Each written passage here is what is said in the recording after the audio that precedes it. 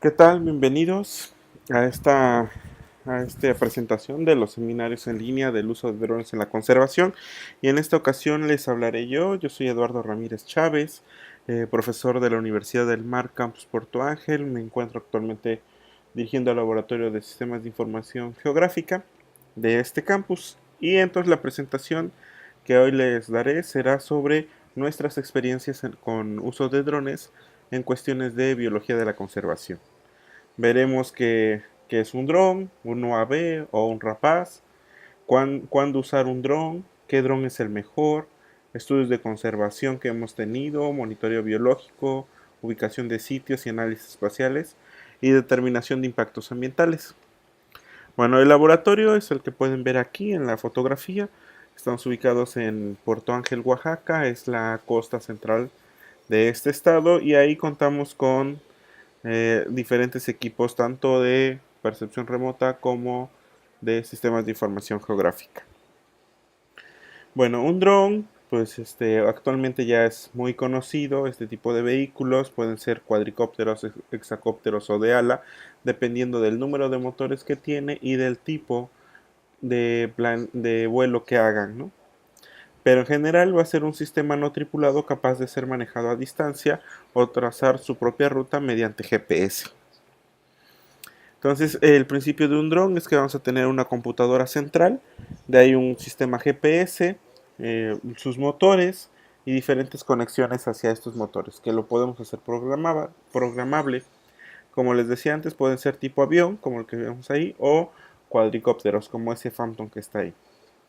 Tenemos entonces alas y multirotores, va a ser diferencia en el tipo de cuánto va a durar su vuelo y en el tipo de trabajo que queramos, que vamos a ver más adelante. Entonces, los drones últimamente han estado saliendo por todos lados. Podemos encontrar prototipos o realidades. Aquí tenemos algunos de ejemplos de ambos casos, como el dron que puede lanzar un salvavidas para cuando una persona se esté ahogando, un dron que puede ayudar al monitoreo de los incendios antes, durante o después de los incendios, el dron taxi de Dubai, los drones que pretenden llevar paqueterías, drones que envían semillas desde el aire, drones que ya tienen sistemas de paramédicos o drones para medir el volumen, ¿no? ¿Por qué? Porque se ha dado eso, según estimaciones de Drone Deploy, se piensa que esta industria puede alcanzar los 150 millones de dólares, esto tan solo viendo las capacidades que tienen para el mapeo, ¿no? Se estima que en 20 minutos podrían estar mapeando 100 acres más 3 horas del proceso, ya podríamos tener una cartografía de ese tamaño, ¿no? Con esta industria del dron y de los sistemas que se están aplicando, pues ha nacido un ecosistema que tenemos diferentes tipos de aplicaciones, aplicaciones para la agricultura, para tener la zona de vuelo en un KML, para poder hacer nuestra cartografía, pasarla a un archivo CAD, nuestros drones tener una anotación en PDF o ir incluso en tiempo real e ir viendo cómo se va generando esta ortofoto o este mapa. Todas estas aplicaciones pues van creciendo con la industria de los drones. En cuanto a los drones profesionales, igual esta misma empresa indica que el Phantom 3 Pro fue el que en enero del 2016 fue el que tenía el mayor porcentaje de usuarios que entran a su plataforma, pero actualmente el Phantom 4 y el 4 Pro son los que tienen mayor dominancia en el mercado. Al traer DJI sus propias cámaras, también dominan en esta sección. Sin embargo, podemos ver también otro tipo de cámaras como Canon, Sony, GoPro o las FLIR, ¿no? Entonces, ¿cuándo usar un dron? Pues primero debemos de considerarnos antes de ir a la tienda y comprar nuestro dron y pensar que con nuestro dron ya vamos a poder hacer cualquier tipo de estudios. Pues primero debemos de preguntarnos esto, ¿no? ¿Qué disponibilidad vamos a cubrir? Si voy a cubrir más de 100, 500, 600 hectáreas, no tiene caso un dron. Nuestro esfuerzo va a ser mucho para poder tener ese tipo de trabajo. También la disponibilidad de herramientas que tengo. ¿Qué voy a hacer después de que tenga las fotografías o los videos? ¿Con qué software lo voy a analizar? ¿Necesito comprarlo? ¿Hay opciones libres? ¿Sé manejarlos? etcétera, etcétera, ¿no? También los datos a medir, no todo lo que salga del dron y del software ya está bien, se tienen que hacer unas validaciones, sobre todo si las queremos para investigación, para cuestiones científicas o tecnológicas, o para índices o solo para tener una cartografía con detalle y precisión. También la disponibilidad del tiempo y del personal. No necesariamente tiene que hacer una persona todo. A veces no tiene la capacidad. Puede ser muy bueno volando el dron, pero no tiene la, la educación en cuestiones de percepción remota, o de mapeo, o de cartografía. Entonces, sobre esto les voy a hablar cómo decidir si quieren usar un dron para cuestiones de mapas o de estudios espaciales. Y se tienen que fijar además en otras cuatro cosas, que son las resoluciones. Resolución espacial, temporal, espectral y radiométrica. ¿De qué trata la espacial? Trata del tamaño de píxel que vamos a tener en nuestras fotos. Por ejemplo, aquí, si yo quiero analizar el barco que está en esa marina, puedo agarrar la primera imagen. Si yo quiero analizar ese mismo barco con la última imagen, que es de 80 por 80 metros, pues no voy a poder ver ese barco, ¿no? Entonces no voy a poder utilizar esa imagen. Las resoluciones vienen dadas también por los satélites. Los satélites generalmente vienen con su resolución espacial. La resolución más fina son satélites que sus imágenes tienen algún costo. Pero Landsat y Sentinel, que son europeo y estadounidense, pueden tener una buena resolución para los estudios que quieran realizar. Por ejemplo, aquí tenemos una tablita donde nos indica cuál es la resolución espacial por satélite y hacemos una comparación con un Phantom 4 que viene de nuevecito de su caja, que podríamos llegar de 2 centímetros a 50 centímetros según el trabajo que le dediquemos a nuestra construcción de ortofoto. La resolución temporal se refiere a cada cuánto tiempo estamos tomando esa medición, es decir, en un satélite cada cuánto tiempo le lleva tener una fotografía del mismo lugar. Esto va a variar, ¿por qué? Porque hay satélites que se dedican a medir la meteorología en donde sus imágenes son de 2, 3 veces por día, pero los que se dedican a recursos naturales pueden tardar 16 días para volver a obtener esa fotografía del mismo lugar. Y no es que aquí que uno sea mejor que otro, si yo quiero estudiar el clima, pues el clima es un fenómeno que se expresa temporalmente muy variado. En un día podemos tener diferente información. Por ejemplo, pensemos en un huracán. No nos va a servir de nada tener una fotografía cuando inicia el huracán y una fotografía 16 días después, ¿no? El huracán es muy dinámico, entonces necesitamos estarlo monitoreando muy seguido. Pero pensemos ahora en recursos naturales. Yo quiero ver cuestiones de forestales o cuestiones de usos de suelos. Ese fenómeno no se expresa de la mañana a la noche o de hoy para mañana. Tiene un proceso de tiempo en donde los 16 días son acordes, ¿no? Vamos viendo que entonces para cada fenómeno de estudio, diferente herramienta. La temporal, sí, aquí la misma tablita, los satélites, el tiempo de resolución temporal y un dron, ¿cuándo sería? Pues cuando nosotros quisiéramos obtener la foto, siempre y cuando no estuviera lloviendo o haciendo demasiado viento. Bueno, esta es una tablita que resume lo que les decía. Por ejemplo, hasta arriba tenemos estudios geológicos y ahí nos sugieren una resolución temporal de 10 a 100 años y una resolución espacial entre 5 y 1 kilómetro.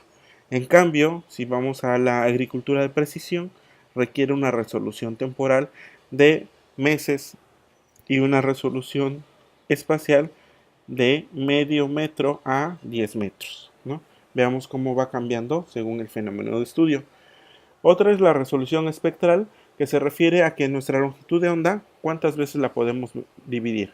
Y sobre eso sacar diferentes características. Igual, si comparamos los satélites, podemos llegar hasta satélites de 36 bandas, como son los MODIS, Aqua o Terra, o incluso hasta 242, como es el Hyperion, ¿no? Nuestro Phantom, nuevecito, así como lo compramos, solo podemos dividirlo en 3 veces. Ahora, si le adaptamos un sensor, ya podríamos tener otra banda o otra división de esa resolución espectral. En los costos tenemos imágenes de satelitales desde 60,000 pesos hasta los 45-46 mil pesos. Un dron nos puede costar el Phantom 4 unos 40 mil pesos, pero tengamos en cuenta que la imagen de satélite, que una desventaja, es de un solo día a una sola hora. Y punto, es muy puntual la información. No podemos tener hacia adelante o hacia atrás. Un dron sí podríamos tener hacia adelante. Landsat y Sentinel son un caso especial porque esas imágenes son gratuitas. No tenemos que pagar ni un solo peso por ellas. Otra cuestión es la nubosidad. También, si nosotros vivimos en una zona tropical donde predominen huracanes durante una cierta época del año, pues se nos va a hacer difícil tanto obtener imágenes de satélite como imágenes de nuestro dron. Bueno, aquí esta tablita les resume lo que es la unidad mínima cartografiable. Esa se refiere a qué fineza podemos trabajar. Por ejemplo, tomemos el caso donde dice óptica fina y pone el satélite Landsat. Ahí nos dice que podemos trabajar de 0.5 a 5 hectáreas y el precio del kilómetro cuadrado sería de $0.001 por kilómetro cuadrado. Si nosotros hacemos el mismo ejercicio para un dron, podríamos estimar cuánto nos sale la hectárea o el kilómetro cuadrado y empezar a decidir qué nos conviene más, si una imagen satelital o una imagen construida por un dron. Este es un ejemplo, si este es el corredor biológico mesoamericano. Si yo quisiera cartografiar todo eso con un dron, pues lo más seguro es que me lleve toda la vida y apenas se acabe, ¿no? Con una imagen satelital, pues lo podemos hacer más rápido. Ese cuadrito amarillo significa el tamaño de una imagen satelital de Landsat.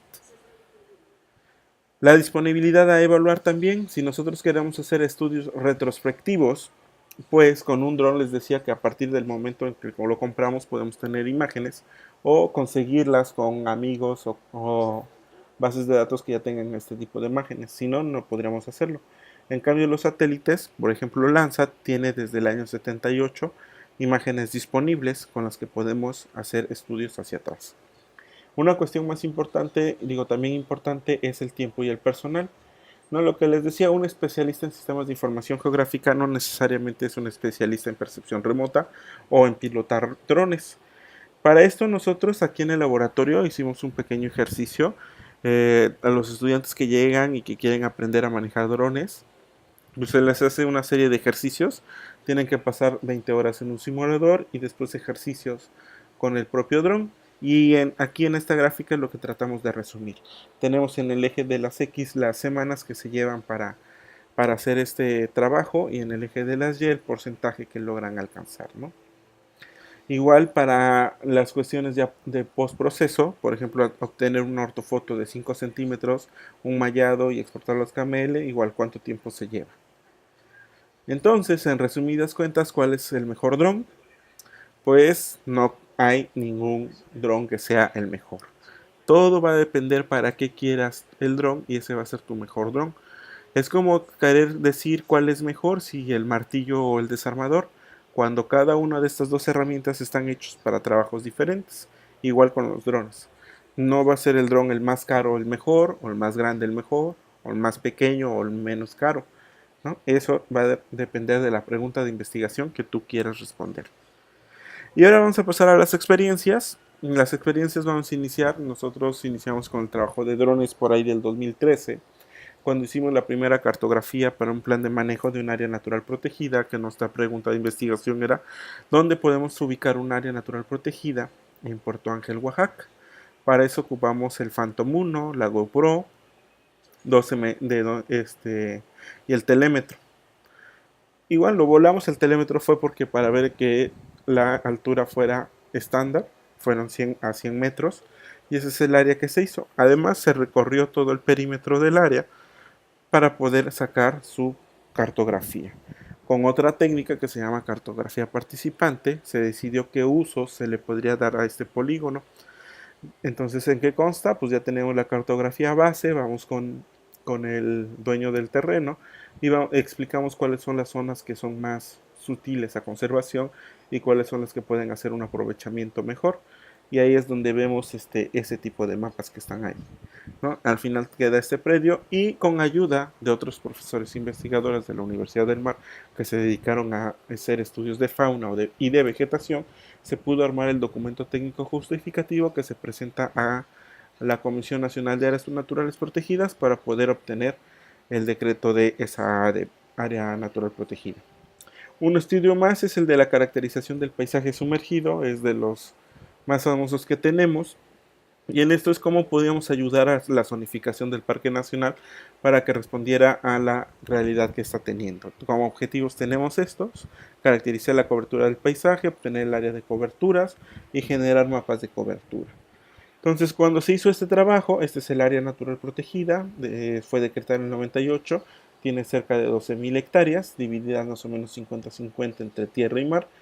Y entonces lo primero que quisimos hacer es estudiar este polígono. Se nos ocurrió, pues lo hacemos con una imagen satelital que no nos cueste dinero. Sabemos que tenemos estos tres tipos de paisajes: corales, arenas o corales con rocas. Pero cuando queremos analizar ese tipo de paisajes con la imagen satelital, pues no nos da, ¿no? Lo que les mencionaba, la resolución espacial es muy grande para el fenómeno de estudio que tenemos. Pero lo que hicimos fue sacar el drone y empezarlo a volar. Acuérdense que era un Phantom 1.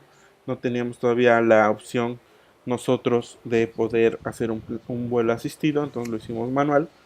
Y con base en eso, también fuimos a campo a snorkelear para ver dónde estaba el coral, dónde estaba la arena y dónde estaba la roca, tener su geoposición de cada una de estas observaciones. Se hace el proceso fotogramétrico y se generan estos mapas de esas bahías. Ya con ese mapas se le añade la georreferencia de los puntos observables y por técnicas de percepción remota de clasificación de máxima probabilidad se generan estos mapas. Con estos mapas ya podemos detectar y delimitar dónde están las placas coralinas y los parches de coral, ¿no? Ya con eso se presentó con los tomadores de decisiones para que se pueda hacer una mejor observación. Otro es el monitoreo de tortugas. Entonces nosotros queríamos ver cómo estaba ayudando o no los drones en el conteo de tortugas. Se tuvo un vuelo que es en Escobilla, Oaxaca. Se los voy a dejar un ratito.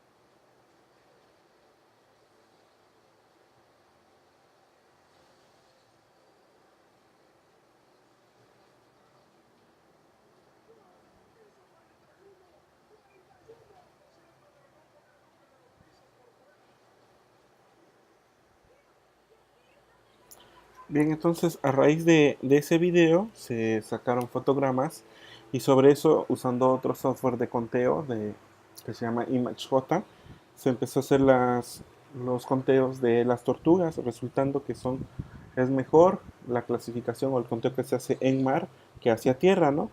Para eso se hizo un pequeño ejercicio estadístico de unos modelos generales aditivos y con eso pudimos generar la información, ¿no? La verificación, el volumen de material, por ejemplo, Otra opción que tenemos aquí es poder cuantificar cuánto volumen se está extrayendo, ya sea volumen de piedra o volumen de arena, para poder verificar que lo que se haya dado permiso o lo que está sujeto a legislación se pueda tener, ¿no? Entonces, opciones como Pix4D o Agiso Photoscan pueden determinar el volumen que estás extrayendo de esos mantos. También la evaluación de una cobertura vegetal. Este es un proyecto que se hizo para una cuestión ecoturística y tendrían que removerse cuestiones de vegetación para poder ahí poner cabañas o cuestiones turísticas. Entonces la idea era cuál era el tipo de vegetación y la cantidad de cobertura a remover. Se hizo el vuelo, se cartografió igual que en la técnica de la área natural protegida, y se obtuvo la cobertura y los tipos de vegetación que hay ahí. Otro más que se está trabajando es el de la dinámica de playa. Para eso se está volando en Playa Cipolite para ver cuál es su dinámica. Se hacen los vuelos, se generan las ortofotos, el modelo digital de elevación y después se cuenta sobre una línea base, se cuenta cuánto se ha movido esa playa para tener su dinámica. En el 2017 esta región fue impactada por varios incendios forestales. Algunos de esos incendios nos tocó cerca de la universidad y lo que fuimos a hacer fue a ver cómo los drones podían ayudar para generar los sitios vulnerables. Ese es el trabajo que se hizo, es el área que se cubrió. Arriba es donde pasa la carretera, hacia la derecha es Huatulco y hacia la izquierda es Pochutla. Entonces ahí se generó ese mosaico. Y ojo, con nuestro dron pues no tenemos el canal infrarrojo, solo tenemos 3 canales, pero ya investigando podemos hacer el índice VARI, que es Vegetation Atmospheric Radiance Index, que lo que nos permite es ver dónde hay vegetación y dónde no hay. Es decir, hay o no hay, pero no así la calidad, digamos, que está la vegetación. Pero con otro modelo, con el modelo de Rottelman, pueden hacerse las operaciones con ayuda de programas de SIG por medio de álgebra de mapas. Podemos correr ese modelo y generar este tipo de cartografía donde los colores morados son los lugares donde es más susceptible a incendiarse. Y para el 2017 nos pegó acá el huracán Carlota. Entonces nuestra pregunta era qué método puede levantar de manera rápida los daños ocasionados por las tormentas.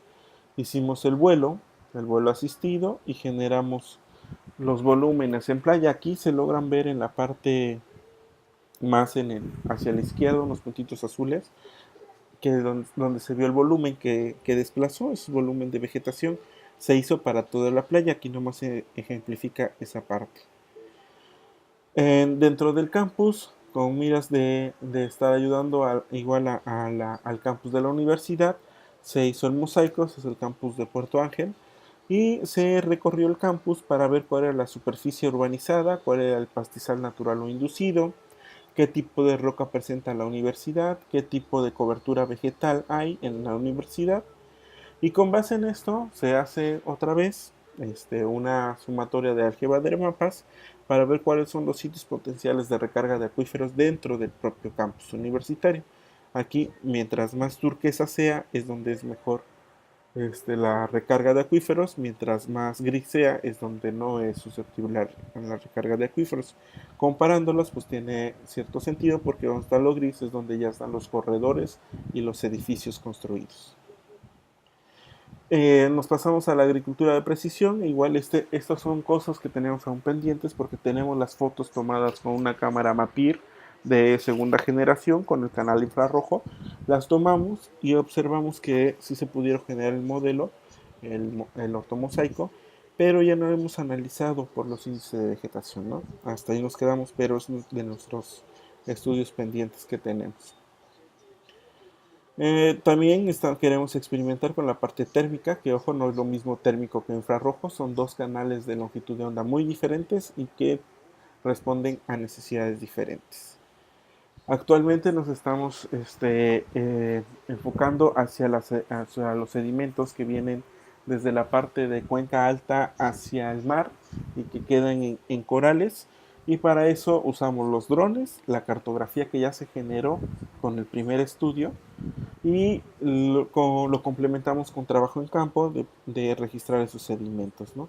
Aquí a la izquierda a la derecha pueden ver la tasa de sedimentación que se está haciendo en la cuenca y dentro de los corales. Para eso igual se hacen los cambios de uso de suelo, como está cambiando, porque una de las hipótesis es que donde haya mayor cambio de uso de suelo es donde vamos a tener mayor aporte hacia los sedimentos. Y en todos los estudios que hemos hecho desde el 2013 hacia la fecha, pues se han registrado diferentes tipos de especies, que ya tenemos entonces la fotografía y su coordenada geográfica donde se tomaron, donde se vio esa especie. Con base en esto podemos ya partir a otro tipo de estudios, como son los estudios de distribución potencial de especies o de nichos potenciales. Pero eso igual estamos trabajando en ello. Actualmente, ¿qué estamos haciendo? Pues con la ayuda de un dron submarino, como el que pueden ver ahí, se está yendo hacia los corales que ya tenemos cartografiados para ahora tomar las fotos bajo del mar y generar la fotogrametría de estos corales y responder a pregunta de que si un coral de determinada forma está mejor en su estado o si un coral con diferente forma poder correlacionar eso, forma versus bienestar. Para ello tenemos que sacar los modelos y luego analizarlos. Y también como parte de educación ambiental, estos modelos los estamos mandando a imprimir en 3D para poder tener un material que cuando se hagan campañas de educación ambiental poderlo ser más didáctico. Estamos en la construcción de un carrito o una oruga. Ahorita tiene llantas, la idea es que tenga orugas para poder colocarle un sensor de butano o de gases y estar recorriendo y poder ir cartografiando, por ejemplo, rellenos sanitarios o cartografiando manglares y ver qué tipo de gases es lo que están teniendo ahí, ¿no? Con el trabajo previo de la cartografía de corales y su delimitación, ahora vamos a las geoencuestas, que es una aplicación para celular donde los tomadores de decisiones en su monitoreo pueden registrar su, su alteración en el sistema o un registro y esto les va a aparecer directamente en la plataforma. Este es un ejemplo, por ejemplo, este es Bahía Cacaluta y aquí cuando tengan ellos algún incidente les aparecería en tiempo real o que una boya está ya dañada o cuánto es la capacidad de carga que tienen y cuántos visitantes están teniendo y así poder tener una respuesta más rápida del tomador de decisiones.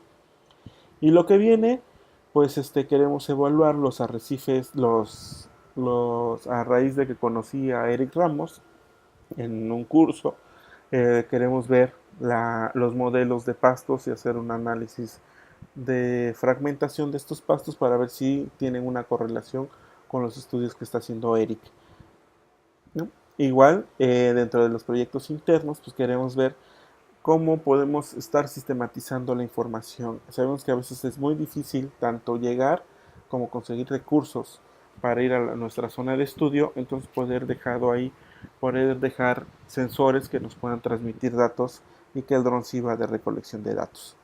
Y por último, agradecer a todos los chicos, estudiantes, tesistas, servicios sociales, voluntarios, a colegas y profesores, que en realidad todo esto pues es gracias a que colaboramos en conjunto. No sería imposible y real que yo hiciera todo eso, ¿no?